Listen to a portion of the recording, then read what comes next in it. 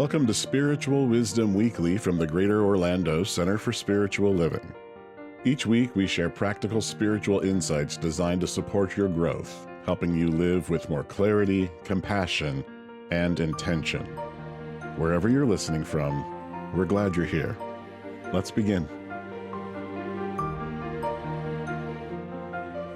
Now it's time for our lesson today with Reverend Peggy. Thank you for inviting me to be here this morning. It's such a pleasure to be here. And before I begin my talk, there's something else I would like to do. Many of you are attendees of this center since 2016, and you may not know the beginnings as this center was re-emerging from some years of decline. But there's a person in this room, matter of fact, two people in this room I would really like to bring to mind today. Back in 2015, I was still serving as minister after 20 years and getting ready to retire from Ocala, Center for Spiritual Living. And I got a call from Les Maurer, and some of you know Les. And in January of 2015, he called me and he said, you know, they're going to sell the building. They've closed it. We can no longer meet at the center. Won't you come down and help us? And I said, well, in August, I retire from Ocala, and I can come once a month and see what the interest is. So in September of 2015, we sent out an invitation, and we met at a phlebotomy education center, which Les had a connection for, off of Lee Road, just east of I-4, and that's where we would meet, and I'd say, well, I'll come down once a month. Well, on that very first week, Jeannie Allen was among those that were there. And she kept saying, you know, you could meet in my living room. But we didn't say yes yet to her because the room was still available. And so once a month, twice a month, we were meeting. Reverend Cindy and Reverend Paul came on board as well. And Reverend Cindy spoke once a month. I spoke once a month coming down from Ocala. And we got a beginning going. Jeannie Allen was there every week that we met. And Larry Toller started to come too, I believe, and others. It was just a handful of people.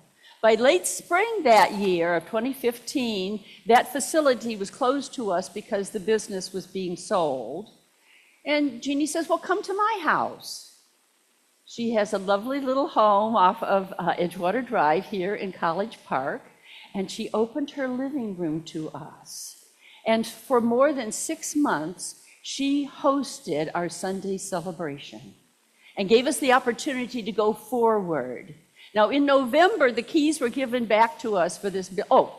During that time also, in parallel to our meeting a couple times a month, Tony Diaz, an attorney as well as a wonderful practitioner, was working hard with many of you that are still coming now in this room to keep this building from being sold.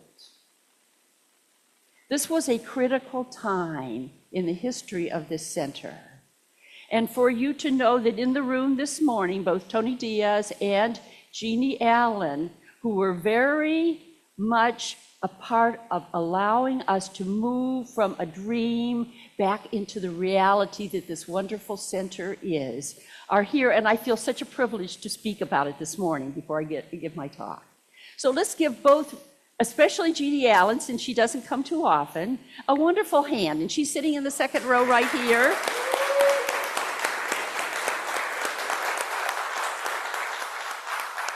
Her love of this teaching and her dedication to this community and her willingness to be host made all the difference in the time that was important. And then Tony Diaz, we spoke just briefly about it, and sometimes these things get hidden in history, and we don't realize how very important they are. And Reverend Cindy has spoken to this period of time as well, and we did a few weeks ago when I was here, when she and I sat in chairs up front here. But for us to give thanks also to Tony Diaz and his dedication to this teaching and his leadership at that time.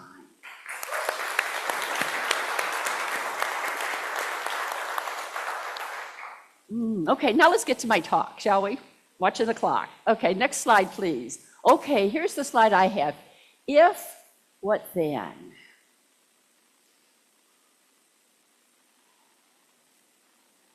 If things get better, then what will happen? If things go downhill, what will happen? How often do we find ourselves living in an if, what then mentality? And I think a lot of it is based, I'm not going to hide back there, I can stand over here, right? So much of what we deal with in life is based on goal-oriented thinking. Next slide, please. So our life is a journey, and we may not be backpacking our way across the country like this young woman is doing, but we still see our lives as a journey to unfold. And what does that mean to us? We can have goals, but what if it's always just out of reach? What if it seems to be something that's a dream of our heart, but it's not manifesting yet? Where does that put us, especially as students of the science of mind philosophy? Next slide, please.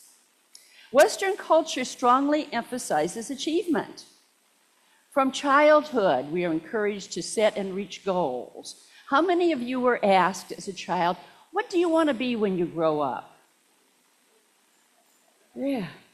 Maybe you're still asking that question of yourself, right? What do I want to be when I grow up? Success is measured through milestones, progress, and outcomes. And this cultural pattern aligns with how our brain functions. Next slide, please. So we can have all kinds of goals, and I'm not going to talk you out of goals this morning. That's not what I'm here to do. But I'm inviting us to reach for our goals from perhaps a little different perspective than is the mainstream way of thinking about goals. Next slide, please. So quite often, how many of you have reached a goal, and when you reached it, it felt really good for a minute? And then you thought, well, what's next? And our brain functions that way. That's the way our brain works. Next slide, please. So let's talk about the brain. You know, we live at a very exciting time in history. Ernest Holmes talked about the science of mind philosophy being open at the top. And one of the top opening things I think that he would love are these MRI ways that they can measure activity in the brain. We can actually tell what's firing in the brain during certain circumstances. If we've got a goal that we're reaching toward, certain parts of our brain are active.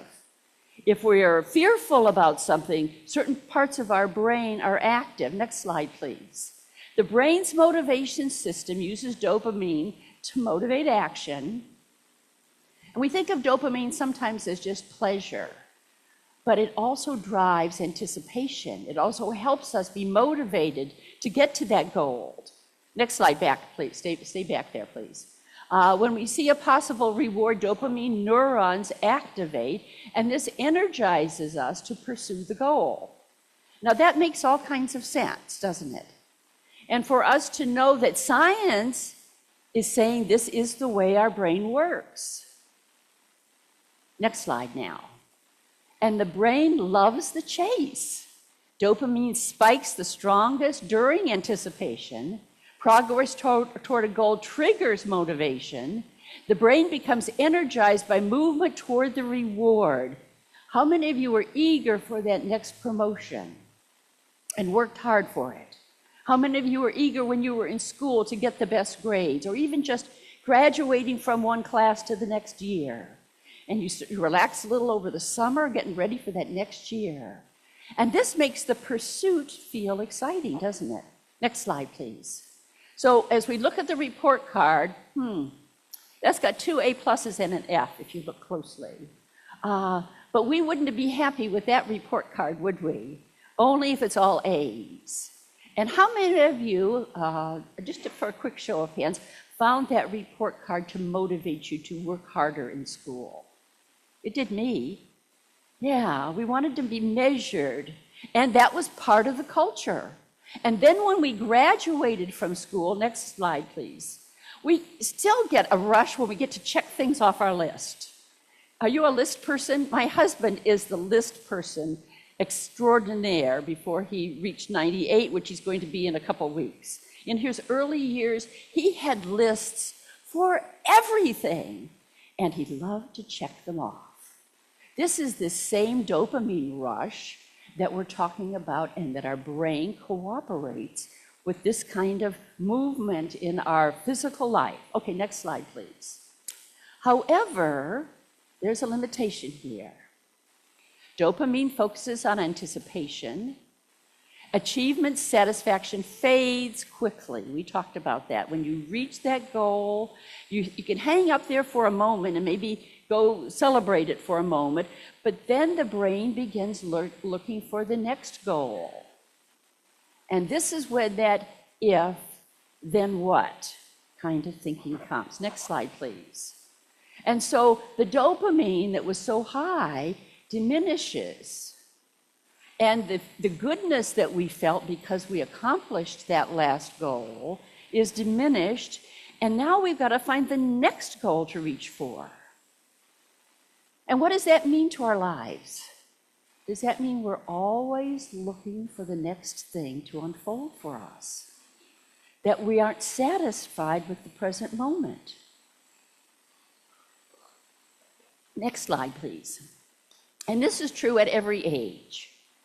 You know, I could show pictures of lots of little kids here, but I chose to show people that are more mature in this particular slide because, well, I've been on the planet 80 years and I identify with this picture, especially after I fell in my garden a couple weeks ago and pulled my hamstring. So I'm very happy to stand up here and not sit in that chair right now. It feels better for me. But the thing that I would love for us to bring to mind right now is, in that moment when I fell and I could not get right back up, my cell phone was in my pocket. I knew I could call a neighbor or 911 if I needed help. I put the teaching into practice. And I invite us to do that as well. When something happens, immediately go to our teaching of the science of mind. I lay there beside my wheelbarrow, which I'd scraped my arm off and scraped some skin off from my wheelbarrow where I fell, and said, wholeness is the truth of my being. Wholeness is the truth of my being. For 10 minutes, wholeness is the truth of my being. Now, in those very moments, I have come to understand, both for myself, and I've been teaching this for 30 years, that in those moments, that's when we want to go to the teaching. When it could go either way. I could have broken my hip or hurt my knee. No joints were damaged. Aren't I blessed? And who's to say that the treatment work that I did in those moments made a difference?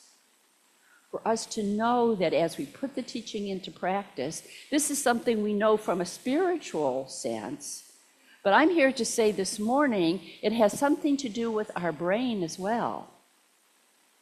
And this is one of the great gifts of living in the 21st century. I guess MRIs were invented back in the 70s. And at first they were used to just diagnose illnesses. But in recent years, the MRI technology, and it doesn't hurt a person to have lots of MRIs, there's no diminishing capability as a result of this magnetic resonance, whatever it is, I've forgotten what it's even called. And so they can use it for examples as people are using their brain to do different things, whether they are in fear or whether they have a goal that they're reaching for. And now for us to be able to use this same brain technology and know that you've already been doing it, even when you didn't know. Next slide, please. The neuroscience of presence. Practices like meditation and prayer shift brain activity. Networks linked to contentment become active. It reduces that constant seeking for that next goal. And it gives us an increased feeling of wholeness and connection and empathy. There is a spiritual component here. So I invite us this morning to not set aside goals because there are things we would love to achieve that we have not yet achieved in our lives, right? And yet to bring into this picture this morning also the idea that if we practice the teaching of the science of mind through meditation and prayer, Tony Diaz is going to teach a class on spiritual mind treatment in a couple of weeks, a workshop. Come for that, because he will be teaching you how to reprogram your brain. He maybe didn't know he was going to do that. But that will be a part of what the result is. Notice practices like meditation and prayer shift brain activity. So how much more wonderful it is to not say, when I get there, I'll feel good. How much better it is to say, I'm whole already now. And through my expression, I can experience that good that I reach as a goal. It's a very different way of living, isn't it? Instead of falling short before we've reached the goal, we already have arrived. Next slide, please. This idea of wholeness. I love the idea of wholeness, and I'm going to actually read a little bit about wholeness because this is so important to us. From a New Thought perspective, the idea that you are whole, perfect, and complete, it's not a motivational slogan, it's a spiritual premise. It rests on one foundational idea. There's one life, one intelligence, one divine presence, and you are an expression of it. And I've never stood up here and not said that in one way or another. Ernest Holmes says, the divine does not create fragments, it creates by emanation. A wave is the ocean in motion, a ray is the sun in expression, and you are life in expression. And that doesn't mean that you're perfect and flawless. It doesn't mean you can't learn and grow, but you learn from this place of beingness. And so many of us were put down as kids. There's this wrong with you and that wrong with you, and you've got to strive to get to the next place. What if we were all taught, and I love this idea of the Montessori education, that the wisdom's already within us and we just need to awaken to it. And that's the case for us now. Wherever we are in life, we are already whole, perfect, complete. We are already God in expression. And as we come from this place of wholeness, the gifts that we have to give the world are given without coming from a place of fear that we're not going to accomplish, but coming from a place of certainty that God moving through us can do what needs to be done. I'd like to mention 3 examples of how wholeness made such a difference.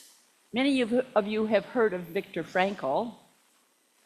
He was already a psychiatrist and a well-known person when he ended up in a concentration camp because of his faith. He was taken from him was his work, his family, his freedom, but his inner self could not be touched, and he realized that. And when he came out of that concentration camp, he wrote this wonderful book, and the whole philosophy of Frankl's teaching is about meaning in life. Nelson Mandela was 27 years in prison, but that didn't make him a bitter man. He knew within himself who he was. His favorite poem was Invictus, and if you know that poem, you know that that's an inspirational thing. And he came out the other end of those 27 years ready to lead a nation. Maya Angelou, because of her words, someone went to prison, and so she thought she shouldn't talk, and for 5 years as a child, she didn't say a word. But someone encouraged her to know that the words that she had to say were important to be heard, and she's one of the greatest poets in this culture that we've enjoyed over the years. Between all these stories, we have this theme of wholeness that exists at the center of Viktor Frankl, of Nelson Mandela, of Maya Angelou, of each one of you that I could name in the room right now. There is this wholeness that is the truth of your being. You come here to hear about it, perhaps on a Sunday, and take classes to know that it's true. And when you come to that place of knowingness, then those goals are within reach, where they might not have been before. Next slide, please. So keep going. Yes, I've been talking about this already. So you are whole, perfect, and complete. And I invite you to picture that as you. That doesn't look like me, but it looks like some of you here in the room, a tiny waist, you know. for us to know that this is true about us. It was true about Viktor Frankl, it was true about Nelson Mandela, it was true about Maya Angelou. It's the truth about you. You are already whole, perfect, complete. Next slide, please. And we can do the both and as we go forward. Next slide, please. The both, reaching for the goal, and knowing that we come from wholeness. Next slide, please. So let's balance these two brain systems. We have the seeking system that is powered by motivation, by growth, by exploration, and the being system, which is in the moment, recognizing the presence, the meaning, and the connection. Isn't it wonderful that there's this, what they call this neuroplasticity of our brain, and what neurons fire together, wire together. And so if we haven't been coming from the right side of this diagram, as much as we've been coming from the left, we can practice something even this morning that will take us there. And I invite you to know that not only is this a wonderful guided meditation from a spiritual perspective, but as you get into it, you are actually rewiring your brain. Next slide, please. Oh, okay, so we got one more summary slide, sorry. Goals move us forward. Presence reminds us that nothing essential is missing. Human flourishing comes from integrating both. Next slide, please. I invite you to do this before we do the meditation. Say this with me. I am wholeness, remembering itself. I was never less. Now let's say it one more time. I am wholeness, remembering itself. I was never less. Now turn to someone in the room and tell them that. You are wholeness, remembering itself. You were never less. And whoever's calling,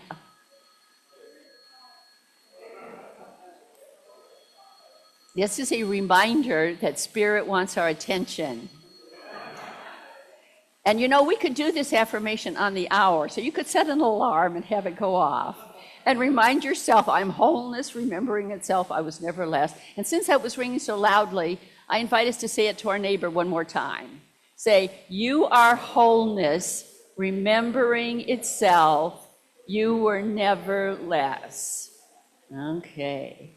Now the next slide, please. Yes. Okay, so I invite you to just get comfortable.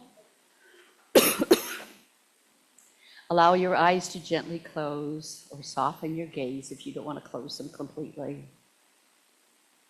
Take a slow breath in and let it fall out naturally. Again, a slow breath in and a soft exhale. Now simply notice that you are here, breathing, aware, present. Nothing to fix in this moment, nothing to prove, just notice the simple fact of being.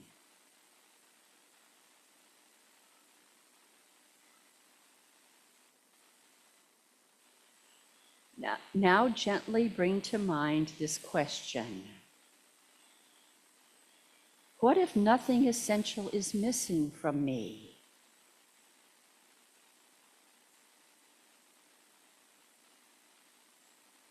You don't have to force yourself to believe it. Just let the possibility rest quietly in your awareness. What if I am whole, perfect, complete?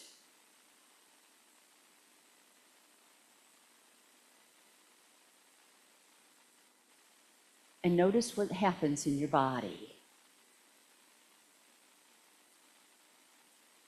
Maybe your shoulders soften a little. maybe your breath deepens. Maybe something inside becomes just slightly more at ease.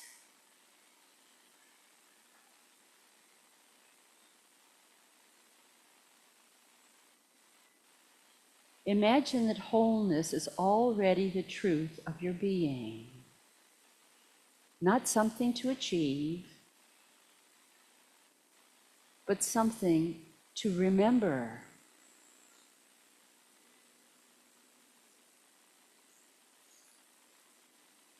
Like the sky that was always there behind the clouds.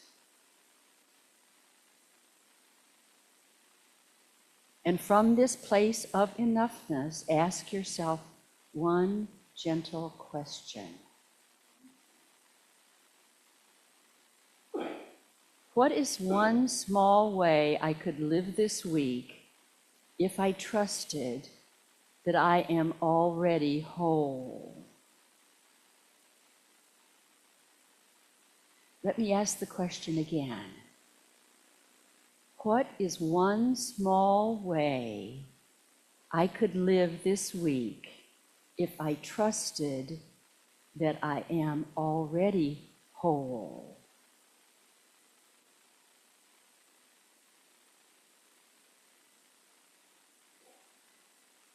Just notice whatever comes. No pressure. Just a small step.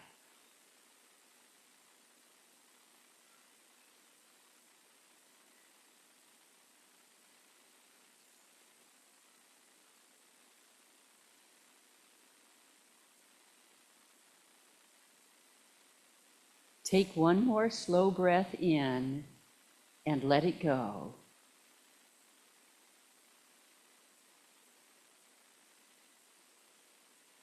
And as you open your eyes, carry this quiet knowing with you.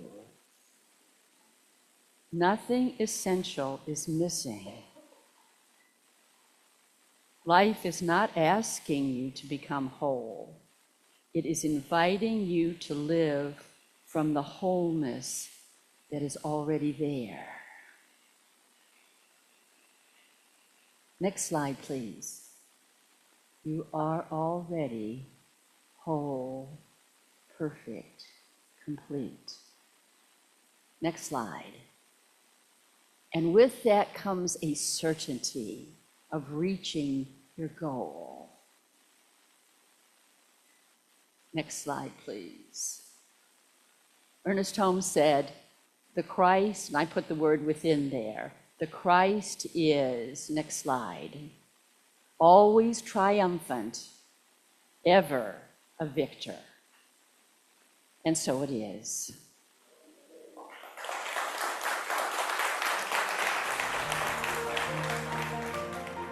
Thank you for spending this time with us on Spiritual Wisdom Weekly from the Greater Orlando Center for Spiritual Living. If this episode supported you in any way, we invite you to stay connected. Listen again, share it with someone you care about, or simply carry what resonated with you into your week. Until next time, take good care and keep growing in spirit.